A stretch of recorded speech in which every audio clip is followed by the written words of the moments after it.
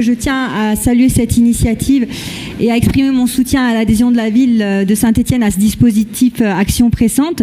C'est une démarche concrète, utile et respectueuse de la dignité des personnes atteintes de maladies inflammatoires chroniques de l'intestin.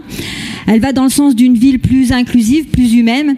Cela dit, je voudrais formuler deux remarques. D'une part, cette initiative mériterait d'être étendue à d'autres pathologies qui, elles aussi, imposent un besoin urgent d'accès à des sanitaires.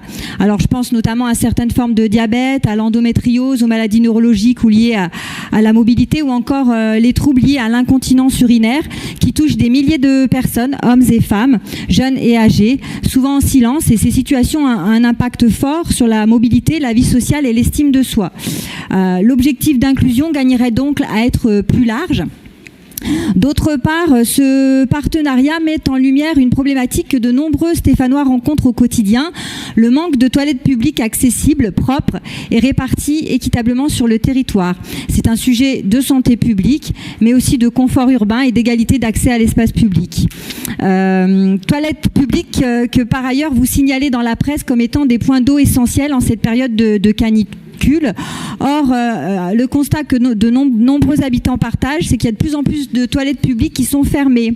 Il est donc urgent d'ouvrir une réflexion plus globale sur cet accès aux sanitaires dans l'espace public. Et plus que vos affaires personnelles, Monsieur Perdriau, ce sont les besoins urgents de nos habitants qu'il faut vraiment gérer. Je propose donc que la ville engage un plan d'amélioration ambitieux comprenant plusieurs axes. Donc augmenter le nombre de toilettes publiques accessibles et bien signalées, notamment dans les quartiers à forte fréquentation, les parcs et les quartiers périphériques. Veiller à ce que ces sanitaires soient propres, sûrs, bien entretenus, adaptés aux personnes à mobilité réduite. Développer un partenariat élargi avec les commerçants, cafés, lieux publics pour multiplier les points d'accueil avec une signalétique claire, visible, à l'image du dispositif d'Action Pressante. Envisager la mise en œuvre d'une application mobile peut-être pour permettre à tous les habitants comme les visiteurs de localiser rapidement les points d'eau les plus proches.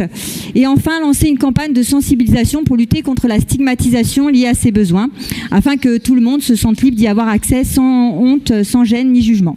Encore une fois, donc je salue cette avancée, mais j'invite la ville à s'en servir comme tremplin pour aller plus loin. Merci.